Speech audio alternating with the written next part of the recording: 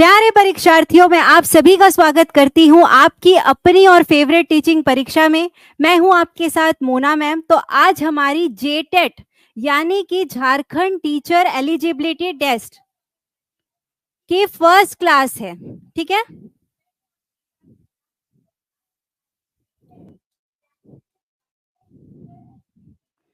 ये first class है।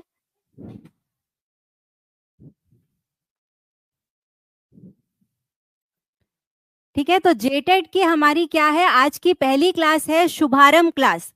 तो क्लास स्टार्ट करने के पहले मैं आपसे कुछ बातें शेयर करना चाहती हूँ।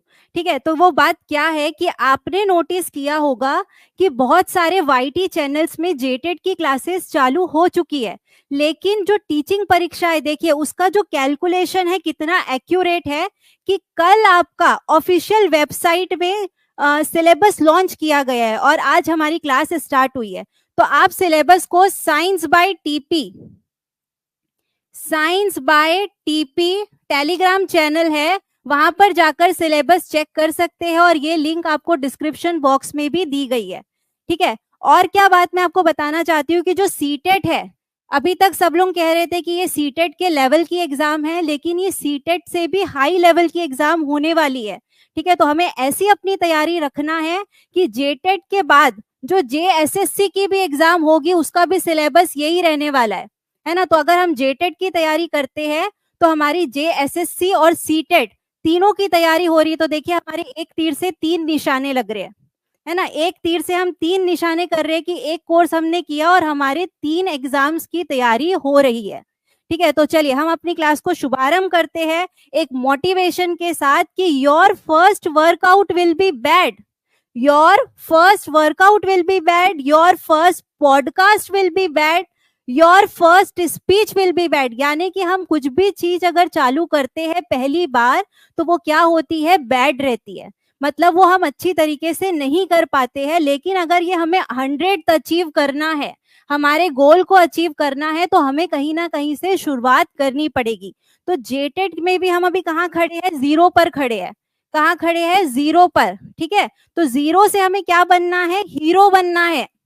जीरो से हीरो बनने की कोशिश में हम लगे हुए हैं।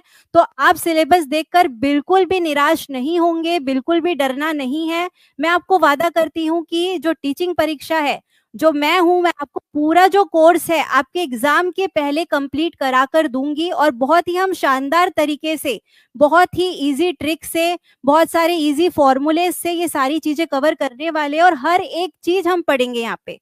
ठीक है, तो चलिए स्टार्ट करते हैं, शुभारंभ करते हैं हमारे फर्स्ट क्वेश्चन के साथ। तो आज का फर्स्ट क्वेश्चन है कि ग्रीन प्लांट्स, हरे पौधे क्या होते हैं। चलिए सभी को इसका आंसर करना है, किसी को भी खाली नहीं बैठना है, सभी इसमें पार्टिसिपेट करेंगे। ठीक है, आपको ऐसा नहीं करना है कि मैं बाद में पढ़ लूंगा, बाद में कोई टाइम आपको नहीं मिलने वाला है। चलिए सभी को इसका आंसर करना है कि ग्रीन प्लांट्स, हरे पौधे क्या होते हैं। चलिए बहुत बढ़िया, सभी को आंसर करना है कि हरे पौधे, ग्रीन प्लांट्स। जी, ग्रीन प्लांट्स, देखिए ग्रीन प्लांट्स जो हरे पौधे रहते हैं क्या रहते हैं, स्वपोषक, ऑटोट्रॉप्स होते हैं। ग्रीन प्लांट्स हमारे क्या होते हैं, ऑटोट्रॉप्स। अब देखिए ऑटोट्रॉप्स का मतलब है जो अपना खाना स्वयं बना सकते हैं। ऑटोट्रॉप्स का मतलब है कि जो अपना खाना स्वयं बना सकते हैं। अब सारे ऑप्शंस को एक बार देख लेते हैं कि हर्बीवोर्स क्या होता है। हर्बीवोर्स, ये जो हर्बीवोर्स लिखा है इसका मतलब कि जो घास खाते हैं। ठीक है, चलिए सभी कमेंट में लिखते जाएंगे कि हर्बीवोर्स, हर्बीवोर्स क्या होते हैं, जो घास खाते हैं, जो पेड़ों को खाते हैं, हरे पौधों को खाते हैं, वो क्या है, हमारे हर्बीवोर्स है, शाकाहारी है। ठीक है, उसके बाद क्या आते हैं, कार्निवोर्स। उसके बाद क्या आते हैं, कार्निवोर्स, मतलब कि मांसाहारी। ठीक है, ये कार्निवोर्स क्या करेंगे, जो हर्बीवोर्स को खाते हैं, जो शाकाहारी को, जो जानवरों को खाते हैं, वो होते हैं कार्निवोर्स। ठीक है, अब आप लोग बताइए कि ओमनीवोर्स क्या होता है, सभी मुझे कमेंट में लिखकर बताएंगे कि ओमनीवोर्स क्या होता है। अगर आप कमेंट में लिखेंगे तो आपको क्लास में ही चीजें याद हो जाएगी, है ना। चलिए बहुत बढ़िया, सभी बताएंगे कि ओमनीवोर्स, जी जी बहुत बढ़िया, कि जो दोनों खाते हैं, जो दोनों खाते हैं, मतलब कि जो घास भी खाते हैं और जो जानवरों को भी खाते हैं, उसे हम क्या कहते हैं, ओमनीवोर्स, सर्वाहारी कहते हैं।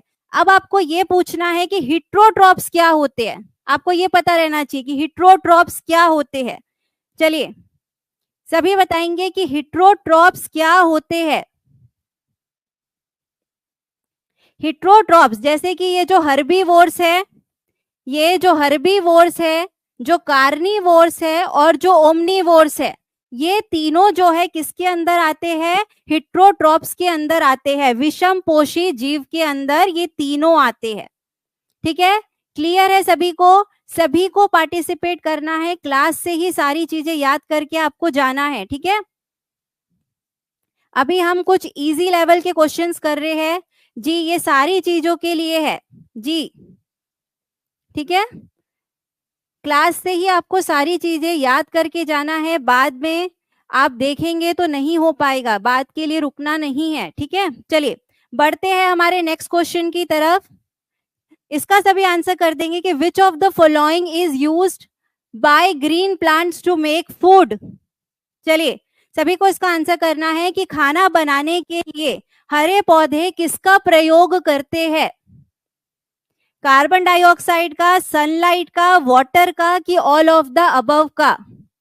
बहुत बढ़िया, बहुत ही बढ़िया कि सभी आंसर कर रहे हैं all of the above, all of the above. देखिए अब जो ग्रीन प्लांट्स है, जो ग्रीन प्लांट्स है जो खाना बनाते हैं, उस मेथड को क्या कहते हैं, सभी इसका आंसर करेंगे। हरे पौधे जो खाना बनाते हैं, उस प्रक्रिया को, उस मेथड को हम क्या कहते हैं। चलिए सभी को आंसर करना है, एक क्वेश्चन से हम बहुत सारी चीजें सीखने की कोशिश कर रहे हैं। ठीक है, टाइम बहुत कम है और बहुत सारी चीजें कंप्लीट करना है, तो आप मुझे बताएंगे कि खाना बनाने की जो प्रक्रिया है, जो हरे पौधे खाना बनाते हैं, उस प्रक्रिया को क्या कहते हैं। बहुत बढ़िया, हम उसे क्या कहते हैं, फोटोसिंथेसिस। क्या कहते हैं, फोटोसिंथेसिस, प्रकाश संश्लेषण की प्रक्रिया, फोटोसिंथेसिस की प्रक्रिया। ठीक है, इस फोटोसिंथेसिस के लिए प्लांट्स को ये 4 चीजों की जरूरत पड़ती है, इसे भी याद रखना है, इससे क्वेश्चन आपकी एग्जाम में बन सकता है। ठीक है, तो बताइए फोटोसिंथेसिस, फोटोसिंथेसिस में जो सनलाइट की जरूरत पड़ रही है, मतलब कि जो सूर्य के प्रकाश की जरूरत पड़ रही है, वो प्लांट्स किससे लेता है, वो प्लांट्स सनलाइट को किससे लेता है, किससे कैप्चर करता है। चलिए सभी को इसका आंसर करना है कि जो सनलाइट हरे पौधे लेते हैं, वो कहां से लेते हैं, किसकी मदद से लेते हैं। चलिए सभी आंसर कर देंगे कि किससे लेते हैं वो, क्लोरोफिल, किससे लेते हैं, क्लोरोफिल से लेते हैं। सारी चीजों के बारे में मैं एक एक करके बता रही हूं, इससे एग्जाम में आपके क्वेश्चन बन सकता है। तो सबसे पहले फोटोसिंथेसिस में किसकी जरूरत पड़ती है, सनलाइट की जरूरत पड़ती है ना। ये जो सनलाइट है, हरे पौधे किससे लेते हैं, क्लोरोफिल से लेते हैं, और कितना लेते हैं, 1%। कितना लेते हैं, 1%। ये एग्जाम में आया हुआ क्वेश्चन है कि कितनी सूर्य की ऊर्जा हरे पौधे ग्रहण करते हैं, तो कितनी सूर्य की ऊर्जा लेते हैं, 1%। ठीक है, दूसरी किसकी जरूरत पड़ती है, कार्बन डाइऑक्साइड की जरूरत पड़ती है। फोटोसिंथेसिस के लिए दूसरी किसकी जरूरत पड़ती है, कार्बन डाइऑक्साइड की।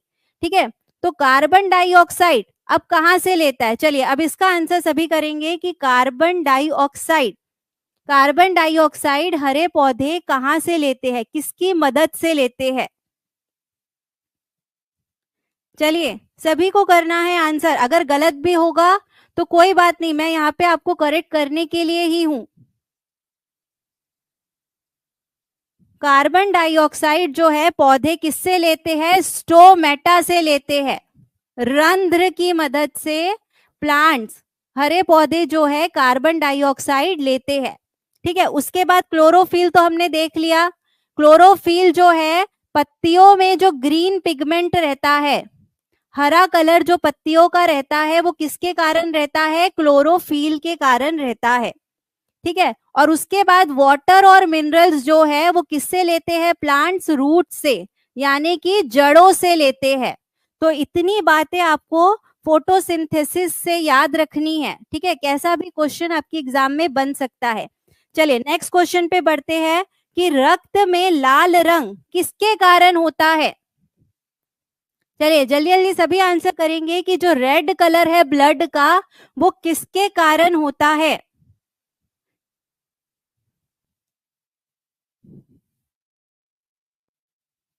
बहुत बढ़िया। किसके कारण होता है? हेमोग्लोबिन के कारण होता है। तो इसका आंसर क्या है? बी है। जो रक्त है, जो हमारा ब्लड है, वो रेड कलर का किसके कारण होता है? हेमोग्लोबिन के कारण होता है। अब ब्लड के बारे में कुछ चीजें हम जान लेते हैं। ठीक है, जो हमारा खून है, जो रक्त है, ब्लड, उसके अंदर 4 कंपोनेंट्स हमारे रहते हैं। ठीक है, चलिए 4 कंपोनेंट्स जो रहते हैं सभी उसका नाम बताएंगे। कौन कौन से 4 कंपोनेंट्स हमारे ब्लड के अंदर रहते हैं? मैंने क्या कहा है? सभी को पार्टिसिपेट करना है। ठीक है, यहाँ पे अगर आप कमेंट में गलत लिखेंगे तो आपको एग्जाम में याद आएगा कि मैंने ये गलत किया था, फिर इसका ये सही आंसर था। जी, किसी ने आंसर दिया है आरबीसी। चलिए आरबीसी हो गया एक। और दूसरा कौन सा है? प्लाज्मा। बहुत बढ़िया, प्लाज्मा। तीसरा कौन सा है? डब्ल्यूबीसी। बहुत बढ़िया। और चौथा है प्लेटलेट्स। ठीक है, तो ब्लड के ये 4 कंपोनेंट्स जो है, अब उससे क्वेश्चन कैसा आता है देखिए। जो प्लाज्मा है, प्लाज्मा जो है वो कौन सी स्टेट में रहता है? लिक्विड स्टेट में रहता है। ये बात आपको ध्यान रखना है, मोस्ट इंपॉर्टेंट है। सिर्फ जो प्लाज्मा है, प्लाज्मा जो है हमारे खून में, वो कैसा रहता है? लिक्विड स्टेट में रहता है, द्रव अवस्था में रहता है। ठीक है, और बाकी के जो ये 3 है, आरबीसी, डब्ल्यूबीसी और प्लेटलेट्स, ये सॉलिड अवस्था में रहते हैं, ठोस अवस्था में रहते हैं। ठीक है, इतनी बातें याद रखना है। अब सबसे ज्यादा हमारे ब्लड में क्या रहता है? चलिए सभी बताएंगे कि सबसे ज्यादा हमारे ब्लड में इन चारों में से क्या रहता है?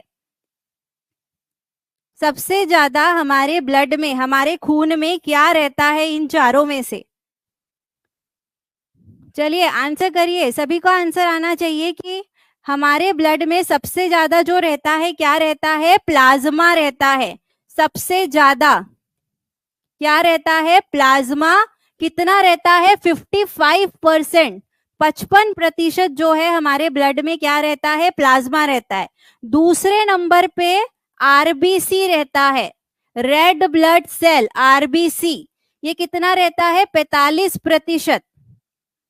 ठीक है, और उसके बाद जो डब्ल्यूबीसी और प्लेटलेट्स है, वो 1 से 4% रहते हैं। कितने रहते हैं? 1 से 4%। ठीक है,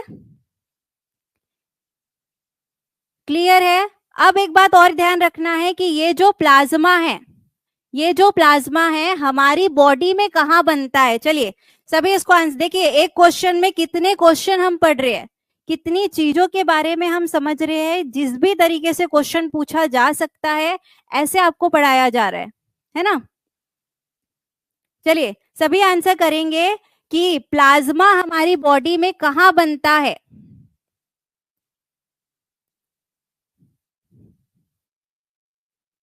जी, बोन नहीं है। हाँ, फ्लूइड होता है प्लाज्मा, बहुत बढ़िया। लेकिन वो बनता कहाँ है? बनता कहाँ है प्लाज्मा? जो बोन मैरो बोल रहे हैं, जिन लोग भी बोन मैरो आंसर कर रहे हैं, तो मैं उनको बता देती हूँ कि जो आरबीसी, डब्ल्यूबीसी और प्लेटलेट्स है, ये तीनों बोन मैरो में बनते हैं, ये तीनों अस्थि मज्जा में बनते हैं। लेकिन जो प्लाज्मा है, जो प्लाज्मा है वो कहाँ बनता है? लीवर में बनता है। ठीक है, इंपॉर्टेंट क्वेश्चन है, इसे याद रखना है कि जो प्लाज्मा है कहाँ बनता है? लीवर में बनता है। बाकी आरबीसी, डब्ल्यूबीसी और प्लेटलेट्स जो है वो हमारे बोन मैरो यानी कि अस्थि मज्जा में बनते हैं। क्लियर है? इतनी सारी बातें हमने ब्लड के बारे में देख ली, लेकिन एक बात अभी भी बाकी रह गई है। एक बात अभी भी बाकी रह गई है कि ब्लड का पीएच कितना होता है। चलिए सभी को आंसर करना है कि ब्लड का पीएच कितना होता है। जल्दी से बता देंगे कि ब्लड का पीएच। बहुत बढ़िया, 7.4 से 7.8 के बीच में हमारा ब्लड का पीएच रहता है। बहुत ही बढ़िया, सभी का आंसर आ रहा है, मतलब सभी पार्टिसिपेट कर रहे हैं। ठीक है, आंसर करने की कोशिश कर रहे हैं। चलिए तो अब हम क्या करते हैं, नेक्स्ट क्वेश्चन में बढ़ते हैं कि अमर बेल कसकटा किसका उदाहरण है। चलिए नेक्स्ट क्वेश्चन है आपकी स्क्रीन पर कि अमर बेल कसकटा जो है वो किसका उदाहरण है। सभी इसका आंसर करेंगे कि Cuscuta is an example of autotroph, parasite, saprotroph की होस्ट। चलिए सभी आंसर कर देंगे कि अमर बेल कसकटा जो है वो किसका उदाहरण है। बहुत बढ़िया, किसका उदाहरण है? पैरासाइट का, परजीवी का। चलिए अमर बेल कसकटा जो है किसका उदाहरण है? पैरासाइट, परजीवी का उदाहरण है। अब ये पैरासाइट क्या होते हैं? ठीक है, पैरासाइट क्या होते हैं, देखिए ये पैरासाइट जो है अमर बेल, ये क्या करते हैं, इनमें क्लोरोफिल नहीं होता। क्या नहीं होता? क्लोरोफिल। अगर क्लोरोफिल ही नहीं होगा तो ये फोटोसिंथेसिस नहीं कर पाएंगे। ठीक है, क्लोरोफिल नहीं होगा तो फोटोसिंथेसिस नहीं कर पाएंगे, मतलब ये अपना खाना खुद नहीं बना सकते। अपना खाना खुद नहीं बना सकते, ये अपने खाने के लिए मेजबान पौधों पर डिपेंड रहते हैं। किस पे डिपेंड रहते हैं? होस्ट प्लांट्स पे डिपेंड रहते हैं। ठीक है, आप यहाँ पे देख सकते हैं कि ये जो येलो वाला है, ये जो येलो, ये है हमारा क्या? अमर बेल। जो ऐसे है ये अमर बेल है। ये अपने खाने के लिए, ये जो ब्राउन वाला पार्ट है इस पे डिपेंड करती है। इसे क्या बोलते हैं? होस्ट प्लांट, मेजबान पौधे। और जो ये येलो वाली है ये क्या है? हमारी कसकटा, अमर बेल है। ठीक है, क्लियर है सभी को? पैरासिटिक प्लांट्स क्या होते हैं? जो अपना खाना स्वयं नहीं बना सकते, वो अपने खाने के लिए मेजबान पौधों पर डिपेंड रहते हैं, होस्ट प्लांट पर डिपेंड रहते हैं। ठीक है, चलिए आगे बढ़ते हैं। नेक्स्ट क्वेश्चन कि इसमें से कौन रासायनिक परिवर्तन कर रहा है? किसमें रासायनिक परिवर्तन हो रहा है? केमिकल चेंजेस, फिजिकल चेंजेस से आपको क्वेश्चन एग्जाम में देखने को ही मिलेगा। इंपॉर्टेंट टॉपिक है। ठीक है, चलिए सभी इसका आंसर करेंगे कि रासायनिक परिवर्तन यहाँ पे कौन से ऑप्शन में हो रहा है। सभी इसका आंसर करेंगे कि केमिकल चेंज कौन से ऑप्शन में हो रहा है। चलिए बहुत ही बढ़िया, इसका आंसर जो लोगों ने दिया है डी। बहुत बढ़िया, पढ़ाने में और मजा आ रहा है। अगर आप लोगों का आंसर सही आ रहा है तो देखिए पढ़ाने में इतना मजा आ रहा है कि आप लोग एकदम अच्छे से आंसर कर रहे हैं। ठीक है, केमिकल चेंज। केमिकल चेंज अब क्या होता है, पहले मैं ये आपको बता देती हूँ कि जो केमिकल चेंज, रासायनिक परिवर्तन है, उसमें हमेशा नया पदार्थ बनता है। क्या बनता है? नया पदार्थ, न्यू प्रोडक्ट बनता है। और ये एक बार चेंज होने के बाद, एक बार चेंज होने के बाद ये वापस से रिवर्स नहीं हो सकता। मतलब कि ये क्या है? इरिवर्सिबल है। या हम इसे क्या कह सकते हैं कि ये परमानेंट चेंज है, कि अगर ये एक बार हो गया तो हम इसे दोबारा पीछे नहीं ला सकते, रिवर्स नहीं कर सकते। तो केमिकल चेंजेस के बारे में इतनी बातें ध्यान रखना है। तो अगर हम फर्स्ट वाले ऑप्शन में देखते हैं तो बॉइलिंग ऑफ वाटर, यानी कि पानी का जो उबलना है, सिर्फ उसमें क्या हो रहा है? उसकी अवस्था में परिवर्तन आ रहा है। मतलब कि वो द्रव से किस में बदल रहा है? गैस में बदल रहा है। मतलब कि ये क्या है? हमारा भौतिक परिवर्तन है, फिजिकल चेंज है। तो ये ऑप्शन हमारा हट गया। ठीक है, दूसरा देखते हैं, डिसॉल्विंग सॉल्ट इन वाटर। जल में अगर हम लवण को घोलते हैं, ठीक है, कुछ भी चीज अगर डिसॉल्व कर रहे हैं तो ये भी क्या है? हमारा फिजिकल चेंज है। स्प्रेडिंग ऑफ पेपर, कागज के टुकड़े टुकड़े करना, टुकड़े टुकड़े कर देना, ये भी हमारा क्या है, फिजिकल चेंज है। उसके बाद भोजन का जो पकाना है, ठीक है, कुकिंग ऑफ फूड, अगर हम फूड को, खाने को अगर पका लेते हैं तो उसके बाद हमें वापस से जो हमारा फूड मटेरियल था वो नहीं मिलता है, तो ये वाला हमारा क्या है, केमिकल चेंज है, रासायनिक परिवर्तन है। लेकिन जो ये बॉइलिंग ऑफ वाटर है, इसकी वजह से ये वाला ऑप्शन भी हमारा हट गया है। तो हमारे जो रासायनिक परिवर्तन है, केमिकल चेंजेस कौन कौन से हैं, लोहे को जंग लगना, कागज का जलना, भोजन का पाचन। ठीक है, जब भी ये जंग लगने वाली बात आती है, जंग लगने वाली बात आती है, रस्टिंग जो है केमिकल चेंज है। याद रखेंगे, इससे क्वेश्चन बनता है आपकी एग्जाम में कि रस्टिंग कैसा चेंज है। तो रस्टिंग जो है वो कैसा चेंज है, केमिकल चेंज है। कागज का जलना, कहीं पे भी जलना लिखा रहेगा, बर्निंग लिखा रहेगा, तो ये भी केमिकल चेंज है। भोजन का पाचन, डाइजेशन जो होना है, किसके कारण होता है डाइजेशन, हमारे पेट में हाइड्रोक्लोरिक एसिड रहता है। ठीक है, हमारे स्टमक में हाइड्रोक्लोरिक एसिड रहता है, तो अगर वो एसिड है, इसका मतलब वहां पे क्या हो रहा है, केमिकल चेंज हो रहा है। ठीक है, तो आपको केमिकल चेंज में एक ये वर्ड बर्निंग वाला हमेशा याद रखना है। ठीक है, क्लियर है यहां तक। अब आप लोग मुझे रस्टिंग, ये जो लोहे का जो जंग लगना है, लोहे का जो जंग लगना है, रस्ट का फॉर्मूला बता देंगे। सभी मुझे रस्ट का फॉर्मूला कमेंट में लिखकर बताएंगे कि रस्ट का फॉर्मूला क्या है। ठीक है, जंग जो लग रही है, रस्ट, लोहे को जो जंग लगती है, अब क्यों लगती है जंग, अगर वो ऑक्सीजन और वाटर से, हवा में जो ऑक्सीजन और वाष्प प्रेजेंट रहता है, उसके कारण लोहे में जंग लगती है, रस्ट लग जाती है ना। तो रस्ट का फॉर्मूला क्या होगा, चलिए सभी इसका आंसर करेंगे, मोस्ट इंपॉर्टेंट है, इस पर भी मैं आपके लिए क्वेश्चन लेकर आऊंगी। अभी आप लोग मुझे रस्ट का फॉर्मूला बता दीजिए। चलिए, बहुत बढ़िया, आप लोग ट्राई तो कर रहे हैं कम से कम। चलिए, आ गया है आंसर Fe2O3। ठीक है, याद रखेंगे सभी, रस्ट का फॉर्मूला FeO नहीं है, FeO नहीं है, क्या है, Fe2O3 डॉट 2H2O। ठीक है, क्लियर है, यहां तक आप लोग ध्यान रखेंगे कि रस्ट का फॉर्मूला Fe2O3 होता है। ठीक है, और इसका नाम क्या है, चलिए ये भी बता देंगे, इसका नाम क्या है, इसका नाम क्या है, इस रस्ट को क्या कहते हैं, इस रस्ट का नाम क्या है, केमिकल नेम क्या है, इसे क्या कहते हैं, आयरन ऑक्साइड। ठीक है, चलिए नेक्स्ट क्वेश्चन की तरफ बढ़ते हैं। चलिए बताइए, फिजिकल चेंजेस जो है वो क्या है, फिजिकल चेंजेस क्या है और केमिकल चेंजेस क्या है, मतलब कि इरिवर्सिबल है, रिवर्सिबल है, उत्क्रमणीय है कि अनुत्क्रमणीय है।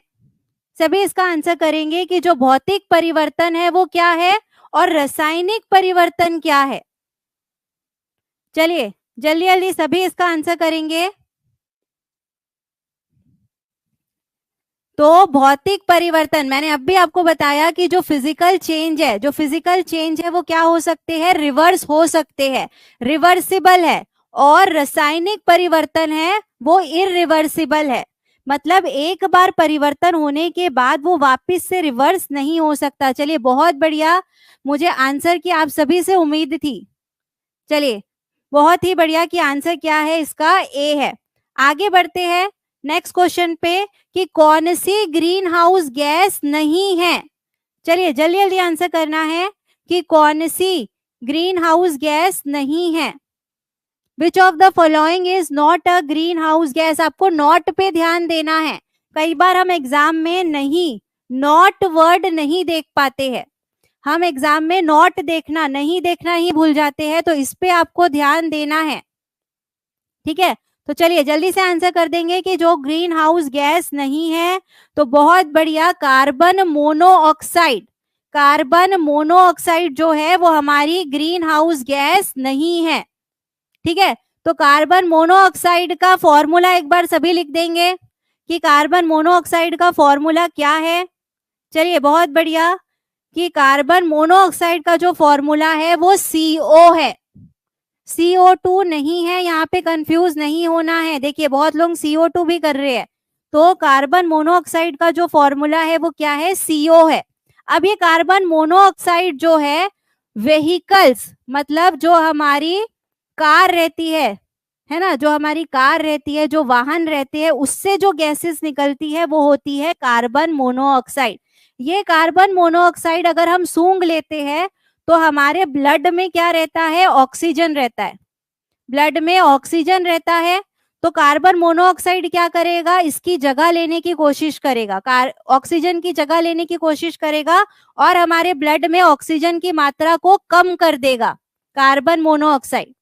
ठीक है, तो ये जो व्हीकल से धुआं निकलता है वो क्या रहता है? Carbon monoxide. बाकी की जो ये बची हुई तीन है, ये बाकी की कार्बन डाइऑक्साइड, मीथेन और नाइट्रस ऑक्साइड, ये तीनों जो है ग्रीन हाउस गैसेस है। ठीक है, याद रखना है, क्वेश्चन आता है ग्रीन हाउस गैसेस कौन कौन सी है। ग्रीन हाउस गैसेस, देखिए ग्रीन हाउस गैसेस के बारे में और बात कर लेते हैं, कौन कौन सी रहती है। ये 5 जो है हमारी ग्रीन हाउस गैसेस रहती है। पहली है कार्बन डाइऑक्साइड, मैं फॉर्मूला भी लिख रही हूँ CO2, सभी लिखते जाएंगे। कार्बन डाइऑक्साइड का फॉर्मूला क्या है जी? दम घुटता है उससे, ठीक है। Carbon dioxide CO2। दूसरी है मीथेन, मीथेन का फॉर्मूला सभी लिखेंगे कमेंट में, मीथेन का फॉर्मूला क्या होता है? चलिए सभी को करना है। मीथेन, मीथेन जो होता है हमारा CH4, CH4 मीथेन, बहुत बढ़िया। CFC, CFC जो है क्लोरोफ्लोरोकार्बन, क्लोरोफ्लोरोकार्बन। चौथी जो है वो है ओजोन। चलिए ओजोन का फॉर्मूला लिखेंगे, सभी ओजोन का फॉर्मूला लिखेंगे। ओजोन का फॉर्मूला जो होता है O3 होता है, ठीक है, मतलब ऑक्सीजन के 3 मॉलिक्यूल, बहुत बढ़िया। पांचवी जो है nitrous oxide, nitrous oxide, nitrous oxide का फॉर्मूला लिखेंगे। नाइट्रस ऑक्साइड क्या है? N2O, nitrous oxide N2O। चलिए नाइट्रस ऑक्साइड को और क्या कहते हैं? नाइट्रस ऑक्साइड का दूसरा नाम क्या है? उसको कौन सी गैस के नाम से जाना जाता है? सभी को आंसर करना है कि नाइट्रस ऑक्साइड को और कौन सी गैस कहा जाता है? नाइट्रस ऑक्साइड N2O, उसको कौन सी? बहुत बढ़िया, लाफिंग गैस, हास्य गैस। तो लाफिंग गैस जो है वो हमारी कौन सी होती है? नाइट्रस ऑक्साइड होती है। अब एक क्वेश्चन और क्या पूछ सकता है कि जो ग्रीन हाउस गैस है वो सबसे ज्यादा कौन सी गैस के कारण होती है? जो ग्रीन हाउस इफेक्ट हो रहा है वो सबसे ज्यादा कार्बन डाइऑक्साइड के कारण होती है, ये आपको ध्यान रखना है। ठीक है, green house gas, green house effect जो है कौन सी गैस के कारण सबसे ज्यादा होता है? Carbon dioxide. Most important question है, ठीक है जी। एनेस्थेशिया, लाफिंग गैस, ये वाला जो है नाइट्रस ऑक्साइड एनेस्थेशिया में भी यूज होता है। जब सर्जरी की जाती है और पेशेंट को बेहोश करना रहता है तो क्या करते हैं हम? उसे एनेस्थेशिया देते। तो एनेस्थेशिया में कौन सी गैस रहती है? नाइट्रस ऑक्साइड गैस रहती है। चलिए आगे बढ़ते हैं, नेक्स्ट क्वेश्चन में आते हैं। देखिए इस टाइप के क्वेश्चन आपको एग्जाम में देखने को मिलेंगे, है ना। तो आपको क्या करना है? इन 2 कॉलम्स को जोड़ना है, इन 2 कॉलम्स की मैचिंग करना है।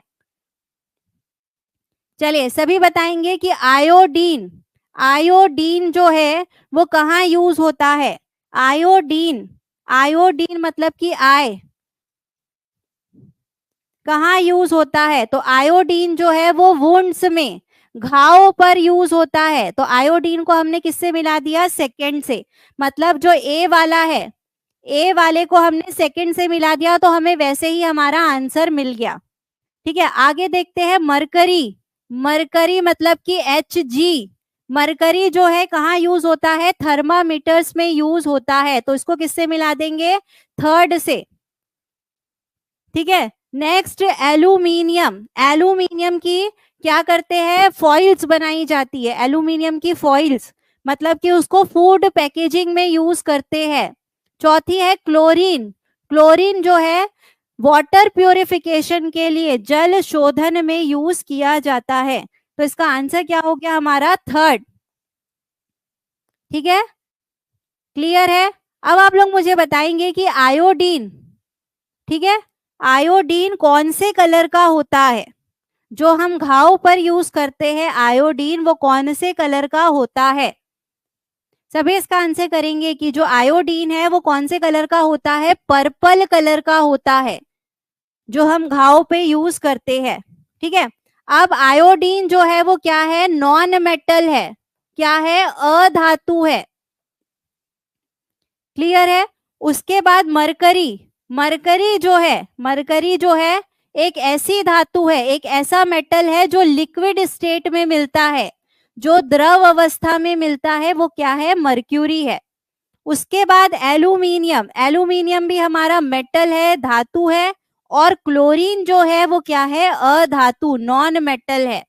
तो सबसे पहले तो आपको ये पता रहना चाहिए कि कौन सी धातु है और कौन सी अधातु है ना? चलिए, क्लियर है? आगे बढ़ते हैं, नेक्स्ट क्वेश्चन में आते हैं। आपको बताना है कि कौन सी गैसेस एसिड रेन के लिए, अम्लीय वर्षा के लिए उत्तरदायी है। चलिए, सभी इसका आंसर कर देंगे। अगर आपको क्वेश्चंस पसंद आ रहे हैं तो प्लीज सेशन को लाइक करिए और ज्यादा से ज्यादा शेयर करिए ताकि बच्चे और जुड़ सके जेटेट की क्लास में। चलिए, सभी इसका आंसर कर देंगे कि अम्लीय वर्षा के लिए कौन रिस्पॉन्सिबल है? कौन सी गैसेस जो है एसिड रेन के लिए, अम्लीय वर्षा के लिए रिस्पॉन्सिबल है? चलिए, बहुत बढ़िया। तो अम्लीय वर्षा के लिए सल्फर डाइऑक्साइड और नाइट्रिक ऑक्साइड, ठीक है, सल्फर डाइऑक्साइड और नाइट्रिक ऑक्साइड हमें कौन से ऑप्शन में दिख रहा है? फोर्थ ऑप्शन में। तो इसका आंसर क्या है? फोर्थ है। क्लियर है? एसिड रेन के लिए सल्फर डाइऑक्साइड मतलब कि SO2, नाइट्रिक ऑक्साइड मतलब कि NO2 भी हो सकता है, NO3 भी हो सकता है, इसीलिए इसको NOx लिखते हैं। ठीक है, अब देख लेते हैं कि एसिड रेन क्या होती है, अम्लीय वर्षा क्या होती है, इसके बारे में भी क्वेश्चन आते हैं बहुत एग्जाम में। तो क्या होता है कि नाइट्रिक ऑक्साइड, सल्फर डाइऑक्साइड, ये जो दोनों गैसेस है, जब इंडस्ट्रीज से निकलती है, कहाँ से निकल रही है? फैक्ट्री से और इंडस्ट्रीज से जब ये गैसेस निकलती है, और समुद्र से, ओशन से क्या निकलता है? इवेपोरेशन, वाष्पीकरण के कारण पानी निकलता है, वाटर। ये दोनों जब मिक्स होती है, मतलब कि सल्फर डाइऑक्साइड जब पानी के साथ मिक्स होती है तो कौन सा एसिड बना देती है? H2SO4, सल्फ्यूरिक एसिड बना देती है। कौन सा एसिड बनाती है? सल्फ्यूरिक एसिड बना देती है।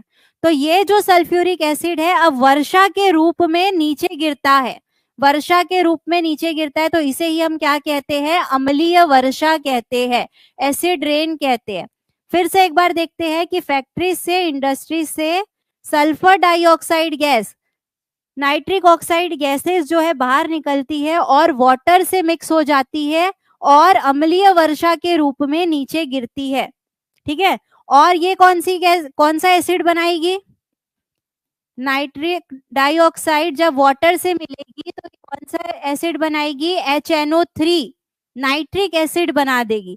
तो ये जो दोनों हैं अम्लीय वर्षा के रूप में नीचे गिरते हैं। अब आप लोग मुझे बताएंगे कि एसिड रेन का पीएच कितना होता है।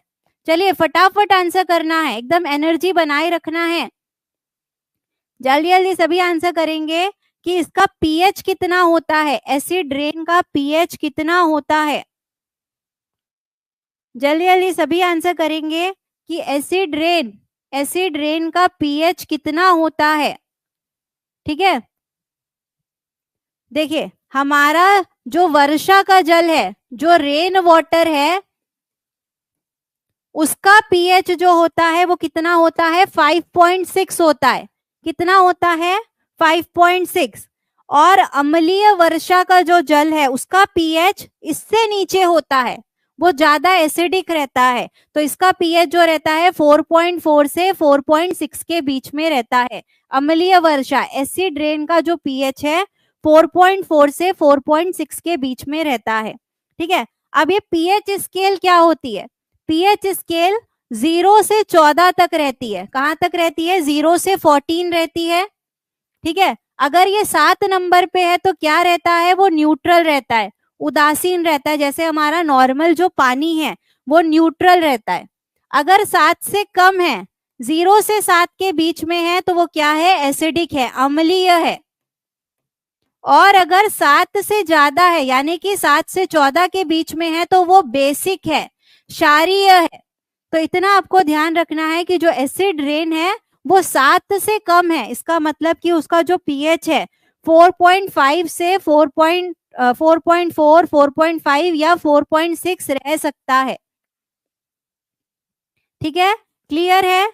तो देखिए, आपको इसमें किसके किसके पीएच अब याद रखना है जो मोस्ट इंपॉर्टेंट है। तो सबसे पहले हमने ब्लड का डिस्कस कर लिया था, कितना होता है? 7.4 से 7.6 तक रहता है। ठीक है, उसके बाद आपको एसिड रेन का याद रखना है। एसिड रेन का जो रहता है 4.4 से 4.6 या कुछ 4.3, कहीं कहीं आपको 4.3 भी दिया है, लेकिन जो एग्जैक्ट है वो 4.4 से 4.6 तक है। ठीक है, उसके बाद आपको जो याद रखना है, ये बैटरी एसिड बहुत इंपॉर्टेंट है। जो बैटरी के अंदर एसिड रहता है, बैटरी के अंदर कौन सा एसिड रहता है? सल्फ्यूरिक एसिड, H2SO4 रहता है। बैटरी के अंदर कौन सा एसिड रहता है? H2SO4। उसका पीएच 0 रहता है या 0.2 रहता है, उससे ज्यादा नहीं रहता है। मतलब ये इतना ज्यादा एसिडिक है, इतना ज्यादा ये स्ट्रॉन्ग एसिड है, प्रबल अम्ल है। अगर क्वेश्चन आएगा कि स्ट्रॉन्ग एसिड का पीएच कितना रहता है, प्रबल अम्ल का पीएच कितना रहता है, तो 0 से 0.2 रहता है। और अगर प्रबल क्षार पूछेगा तो 14 रहता है, 14 रहता है, स्ट्रॉन्ग बेस। ठीक है, चलिए आगे बढ़ते हैं। नेक्स्ट क्वेश्चन में आते हैं कि आपको बताना है ओम के सत्यापन, ओम के नियम के सत्यापन के लिए कौन सी बात जो है वो जरूरी है। चलिए सभी इसका आंसर करेंगे कि verification of Ohm's law, verification of Ohm's law के लिए हमें क्या चीजें ध्यान में रखना है। सभी इसका आंसर करेंगे। इजी क्वेश्चन है कि ओम्स लॉ सबसे इजी है ना। सभी इसका आंसर करेंगे कि ओम्स लॉ के लिए हमें क्या चीजें ध्यान में रखना है कि जो एमीटर है, जो एमीटर है वो कहाँ रहना चाहिए? सीरीज में रहना चाहिए। एमीटर श्रेणी क्रम में रहना चाहिए और वोल्ट मीटर जो है समांतर क्रम में रहना चाहिए, यानी कि पैरेलल में रहना चाहिए। ठीक है, तो इसका आंसर क्या है? बी। अब इसे हम याद कैसे रखेंगे? ये हमें याद नहीं रहता है कि पैरेलल में कौन सा रहेगा और सीरीज में कौन सा रहेगा, है ना। तो हम याद कैसे रखेंगे? कौन सा कीवर्ड यहाँ पे याद रखना है? VIP। VIP मतलब कि वोल्ट मीटर इन पैरेलल। आपको क्या करना है? वोल्ट मीटर को पैरेलल में लगाना है। ठीक है, वोल्ट मीटर को किस में लगाना है? पैरेलल में। आप VIP कीवर्ड से इसे याद रख सकते हैं। और अगर ये पैरेलल में है तो एमीटर किस में होगा? सीरीज में होगा। ठीक है, याद रहेगा ओम्स के लिए, ओम्स के लिए हमेशा जो एमीटर है वो सीरीज में रहना चाहिए और वोल्ट मीटर जो है किस में रहना चाहिए? पैरेलल में रहना चाहिए। तो देखिए अब सीरीज और पैरेलल क्या होता है? अगर ये इसके साथ डायरेक्ट कनेक्टेड है, यहाँ से कोई वायर कटा हुआ नहीं है, यहाँ से करंट डायरेक्ट अगर जा रहा है तो ये सीरीज रहता है, श्रेणी क्रम रहता है। लेकिन अगर वायर यहाँ से कट गया है, वायर यहाँ से कट गया है मतलब करंट यहाँ पे भी जा सकता है और यहाँ पे भी आ सकता है, तो ये कनेक्शन हम पैरेलल कहते हैं, समांतर क्रम कहते हैं। तो देखिए वोल्ट मीटर जो है कैसे कनेक्टेड है? पैरेलल में। और एमीटर कैसे कनेक्टेड है? सीरीज में। ठीक है, याद रहेगा। अब ओम्स लॉ क्या होता है एक बार जल्दी से देख लेते हैं। ओम का नियम क्या है? तो ओम ने क्या कहा था कि जो V है, V मतलब पोटेंशियल डिफरेंस। ठीक है, जो पोटेंशियल डिफरेंस है वो डायरेक्ट किसके प्रोपोर्शनल है? करंट के।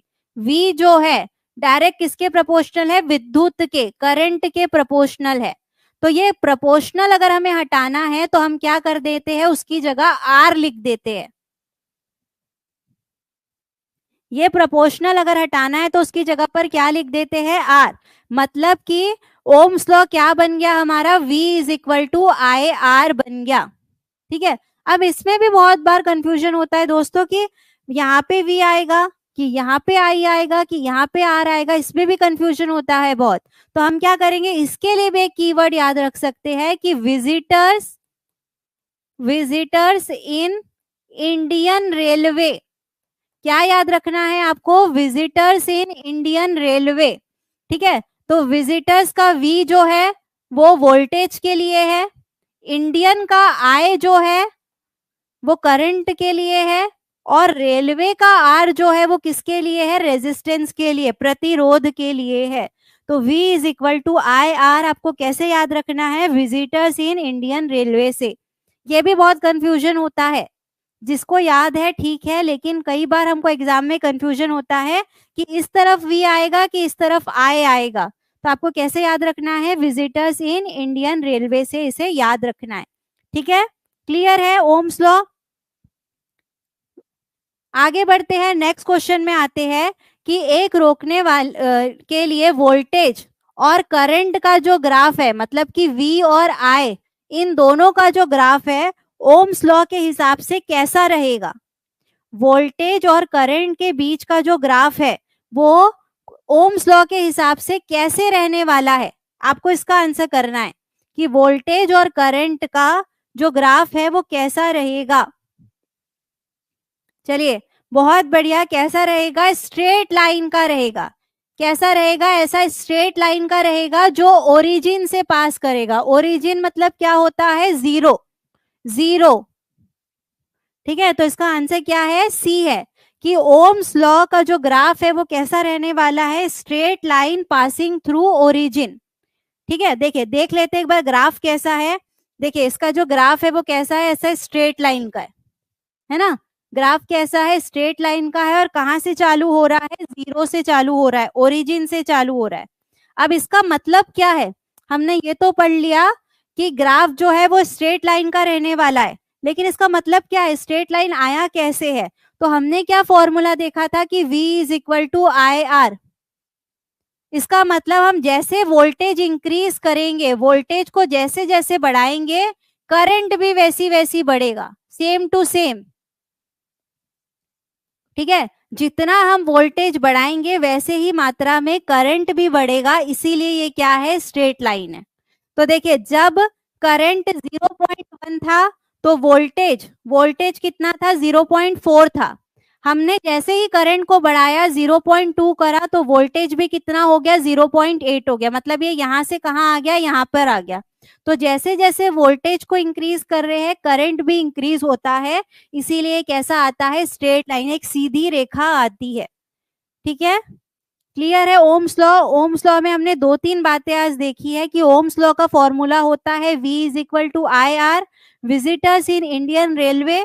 उसके बाद एमीटर को सीरीज में कनेक्ट करना है और वोल्ट मीटर को पैरेलल में कनेक्ट करना है VIP से, और उसका जो ग्राफ है कैसा रहता है, स्ट्रेट लाइन रहता है। क्लियर है ओम्स लॉ के बारे में। आगे बढ़ते हैं, आपको बताना है कि क्विक सिल्वर का दूसरा नाम क्या है। चलिए, easy question, easy. Quick silver का अनदर नेम क्या है, जल्दी से इसका आंसर कर देंगे। देखिए क्विक सिल्वर का दूसरा नाम क्या है, मर्क्यूरी है, पारा है। क्या है क्विक सिल्वर का दूसरा नाम, मर्क्यूरी। क्विक सिल्वर लिखा है तो उससे कंफ्यूज नहीं होना है, चांदी नहीं करना है, ये नहीं है। क्विक सिल्वर का दूसरा नाम क्या है, पारा है। अब सभी मुझे कमेंट में बताएंगे कि मर्क्यूरी को हम कहाँ यूज करते हैं। जल्दी जल्दी सभी को आंसर करना है, फटाफट आंसर करेंगे कि मर्क्यूरी, मर्क्यूरी को हम कहाँ यूज करते हैं, पारा का यूज कहाँ होता है। चलिए जल्दी से आंसर कर देंगे कि मर्क्यूरी का हम यूज कहाँ करते हैं। मर्क्यूरी का हम यूज, बहुत बढ़िया, थर्मामीटर में करते हैं। किसमें करते हैं मर्क्यूरी का यूज, थर्मामीटर में। थर्मामीटर मतलब कि जो टेम्परेचर, तापमान नापने के काम आता है, उसमें हम किसका यूज करते हैं, मर्क्यूरी का यूज करते हैं। चलिए बहुत बढ़िया। अब आप लोग मुझे बता दीजिए कि इन चारों ऑप्शन में से बेस्ट कंडक्टर, इन चारों ऑप्शन में से बेस्ट कंडक्टर ऑफ इलेक्ट्रिसिटी कौन सा है, ये क्वेश्चन भी आता है, जल्दी से इसका आंसर कर देंगे। विद्युत का सुचालक, सबसे अच्छा विद्युत का सुचालक इन चारों में से कौन सा है, जल्दी से सभी इसका आंसर करेंगे। बहुत बढ़िया, क्या है, सिल्वर, चांदी। ये आपको याद रखना है, इससे क्वेश्चन आपके एग्जाम में बन सकता है कि बेस्ट कंडक्टर ऑफ इलेक्ट्रिसिटी, विद्युत का जो सबसे अच्छा सुचालक है वो क्या है, चांदी है, सिल्वर है। ठीक है, चलिए आगे बढ़ते हैं, नेक्स्ट क्वेश्चन में आते हैं। आपको बोल रहा है कि 1 किलो द्रव्यमान, ठीक है, मतलब कि जो मास है वो कितना है, 1 केजी है, मास है 1 केजी। मास कितना दिया हुआ है, द्रव्यमान कितना दिया हुआ है, 1 केजी दिया हुआ है। ठीक है, अब अर्थ जो है, हमारी जो पृथ्वी है, वो कितने बल से उसे आकर्षित करेगी अपनी तरफ। चलिए सभी इसका आंसर करेंगे, सभी इसका आंसर करेंगे। और मुझे मालूम है कि इसका आंसर रॉन्ग आने वाला है, पहले से मुझे मालूम है कि बहुत सारे लोग यहाँ पे कंफ्यूज होने वाले हैं, मीटर पर सेकेंड में, मीटर पर सेकेंड में कंफ्यूज होने वाले हैं, है ना। देखिए अब हम समझते हैं कि पहले हमें पता है force F is equal to क्या होता है, mg। जो बल है उसका फॉर्मूला क्या है, द्रव्यमान, mass into gravity, acceleration, acceleration due to gravity, m into G. ठीक है, ये है न्यूटन का सेकेंड लॉ। क्या है ये, न्यूटन का जो दूसरा नियम था, सेकेंड लॉ, ये क्या था, F is equal to mg।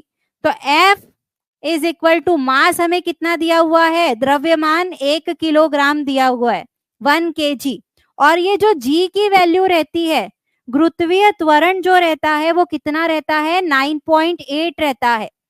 ठीक है, तो इसको आप मल्टीप्लाई कर लीजिए, गुणा कर लीजिए, तो F की वैल्यू कितनी आ जाएगी, 9.8। यहाँ तक सबको क्लियर है, लेकिन वो न्यूटन होगी कि मीटर पर सेकेंड होगी। तो फोर्स का जो यूनिट रहता है, फोर्स का जो यूनिट रहता है न्यूटन रहता है। तो आंसर क्या आएगा इसका, 9.8 न्यूटन। बहुत सारे बच्चों ने ये आंसर किया था। ठीक है, नहीं, लेकिन न्यूटन और क्या हो सकता है, चलिए सभी बताएंगे कि न्यूटन को अगर हमें मीटर और सेकंड में लिखना है तो न्यूटन के बराबर जो रहता है, क्या रहता है, केजी मीटर पर सेकेंड स्क्वायर। न्यूटन किसके बराबर रहता है, केजी मीटर पर सेकेंड स्क्वायर के, ना कि मीटर पर सेकेंड के। ठीक है, अगर न्यूटन लिखा है तो न्यूटन ऑप्शन रहेगा, केजी मीटर पर सेकेंड स्क्वायर लिखा है तो ये आपका करेक्ट आंसर रहेगा। ठीक है, चलिए आगे बढ़ते हैं, नेक्स्ट क्वेश्चन में आते हैं। ये आपको दिया हुआ है, आपको बताना है इसमें से न्यूट्रॉन की संख्या कितनी होगी, नंबर ऑफ न्यूट्रॉन्स कितने होंगे। चलिए जल्दी जल्दी आंसर करना है कि इसमें न्यूट्रॉन्स की संख्या कितनी होगी। ये जो आपको दिया हुआ है, इसमें नंबर ऑफ न्यूट्रॉन्स कितने होंगे।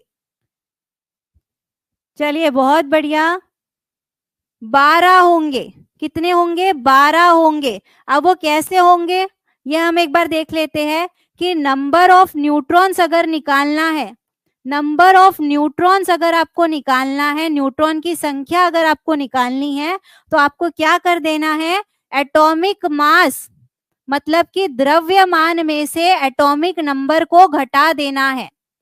नंबर ऑफ न्यूट्रॉन्स अगर आपको निकालना है तो आपको एटॉमिक मास, द्रव्यमान में से परमाणु क्रमांक को घटा देना है। अब जो ये ऊपर रहता है, ये क्या रहता है, हमारा मास रहता है। अब इसे कैसे याद रखेंगे कि ऊपर वाला मास है कि नीचे वाला मास है, तो हम क्या करते हैं, हम बोलते हैं ना, बोझा हम सिर पर रखते हैं, हम बोझे को सिर पर उठा के कहीं जाते हैं, तो जो ऊपर वाला है वो क्या है, मास है, बोझा है। ठीक है, और नीचे वाला जो है वो क्या है, परमाणु क्रमांक है, नंबर है, एटॉमिक नंबर है।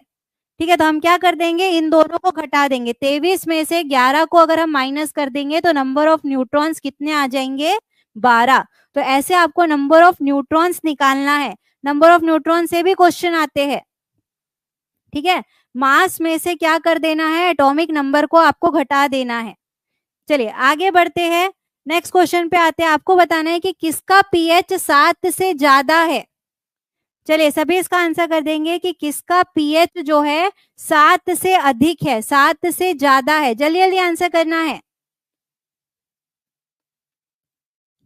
चलिए बहुत बढ़िया। ब्लड प्लाज्मा, जो रक्त प्लाज्मा है, अब भी हमने देखा था, है ना। आपका ये रिवीजन हो रहा है कि हमने ब्लड का जो पीएच देखा था, कितना देखा था, 7.4 से 7.8 के बीच में देखा था, है ना। तो ब्लड प्लाज्मा जो है उसी का पीएच जो है 7 से ज्यादा है। क्लियर है। अगर हम गैस्ट्रिक जूस की बात करते हैं, देखिए अगर हम गैस्ट्रिक जूस की बात करते हैं तो हमारे पेट में हाइड्रोक्लोरिक एसिड रहता है। अगर एसिड है, अम्ल है, तो उसका जो पीएच है 7 से कम ही रहने वाला है ना। तो ये वाला ऑप्शन तो हमारा हो ही नहीं सकता, पहला वाला। और अम्ल का HCl का जो पीएच है वो कितना रहेगा गैस्ट्रिक जूस का, 1.5 से 3.5 तक। ये भी याद रखना है, जो हम थ्योरी पढ़ रहे हैं उससे भी क्वेश्चन बन सकते हैं, है ना। दूसरा, अगर ब्लड प्लाज्मा की हमने बात की थी, ब्लड प्लाज्मा हम देख चुके हैं। तीसरा जो था विनेगर, सिरका, सिरके में जो रहता है क्या रहता है, एसिटिक अम्ल रहता है, एसिटिक एसिड रहता है। सिरके में क्या रहता है, याद रखना है, एसिटिक एसिड। तो इसका भी पीएच क्या रहता है, 7 से कम रहेगा। जितने भी चीजें अम्लीय है उसका पीएच 7 से कम रहता है। कितना रहेगा, 2.5। तभी इसे भी लिखेंगे कमेंट में कि विनेगर, सिरके का जो पीएच रहता है कितना रहता है, 2.5 रहता है, क्योंकि इसमें एसिटिक अम्ल रहता है, एसिटिक एसिड रहता है। ठीक है। चलिए आगे बढ़ते हैं, नेक्स्ट क्वेश्चन में आते हैं कि एक सामान्य नेत्र लेंस की नाभिक दूरी कितनी होती है। चलिए सभी इसका आंसर करेंगे कि the focal length of normal eye lens, कि हमारे जो आंख की अनाभिक दूरी है वो कितनी रहेगी। इसका आंसर मुझे मालूम है कि गलत ही आने वाला है। चलिए सभी आंसर करेंगे कि हमारे फोकल लेंथ कितना होता है नॉर्मल आई का, 2 सेंटीमीटर होता है, 25 नहीं होता है। क्वेश्चन अच्छे से पढ़ेंगे, क्वेश्चन ये नहीं पूछा है कि हम कितनी दूर तक देख सकते हैं। अगर पूछेगा हम कितनी दूर तक देख सकते हैं तो वो 25 सेंटीमीटर है। अभी आपको ये पूछा है कि हमारे आंख का जो फोकल लेंथ रहता है वो कितना रहता है, 2 सेंटीमीटर। ठीक है, 2 सेंटीमीटर का मतलब 20 mm भी होता है। ऑप्शन में ये भी पूछ सकता है 20 mm। ठीक है, 2 सेंटीमीटर का आप ध्यान रखेंगे, 20 mm। अब देखिए फोकल लेंथ क्या होता है, फोकल लेंथ नाभिक दूरी क्या होती है, जो हमारा लेंस है, हमारे आंखों का जो लेंस है और जो रेटिना है उसके बीच की दूरी जो रहती है उसे हम फोकल लेंथ कहते हैं, उसे हम नाभिक दूरी कहते हैं। वो 2 सेंटीमीटर यानी कि 20 mm रहती है। ठीक है, और हम कितनी दूर तक देख सकते हैं, ये कितनी दूर तक देख सकते हैं, तो यहाँ 25 सेंटीमीटर आएगा। इसमें कंफ्यूज नहीं होना है। अब सभी मुझे कमेंट में बता देंगे कि ये जो हमारी आंखों का लेंस होता है वो कौन सा लेंस होता है, कॉनकेव होता है कि कॉन्वेक्स होता है। चलिए सभी इसका आंसर करेंगे कि ये जो हमारे आंखों में लेंस लगा रहता है, ये जो आई लेंस की बात हम यहाँ पे कर रहे हैं, ये कौन सा लेंस होता है, कॉनकेव होता है कि कॉन्वेक्स होता है। चलिए बहुत बढ़िया, कॉन्वेक्स होता है। ठीक है, चलिए आगे बढ़ते हैं, नेक्स्ट क्वेश्चन में आते हैं कि जो पीतल है, पीतल, पीतल में कौन सी मिश्र धातु रहती है, मतलब कौन कौन सी जो धातुएं हैं, पीतल में कौन कौन सी धातुएं रहती है। पीतल, ब्रास, वो किसका अलॉय है, ब्रास। चलिए सभी को आंसर करना है।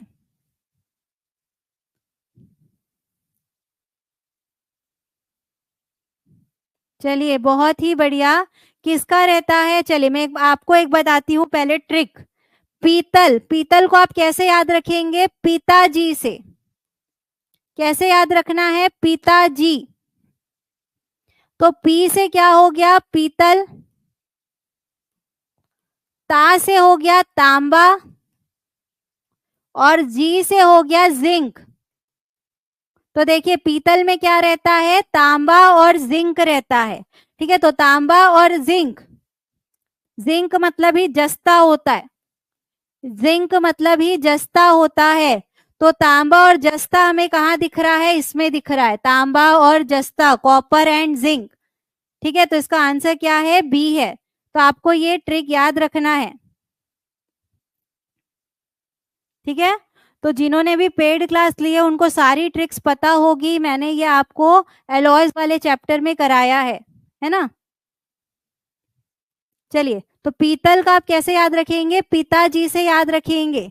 तो ऐसे मैंने बहुत सारी ट्रिक्स आप लोगों को बता कर रखी है, आप उसे एक बार देख लेंगे। आगे बढ़ते हैं, नेक्स्ट क्वेश्चन, लास्ट क्वेश्चन है ये हमारा, सोल्डर। चलिए, अब सोल्डर, सोल्डर में कौन कौन सी धातुएं हमें मिलती है, एक बार जल्दी से ये भी बता देंगे। सोल्डर,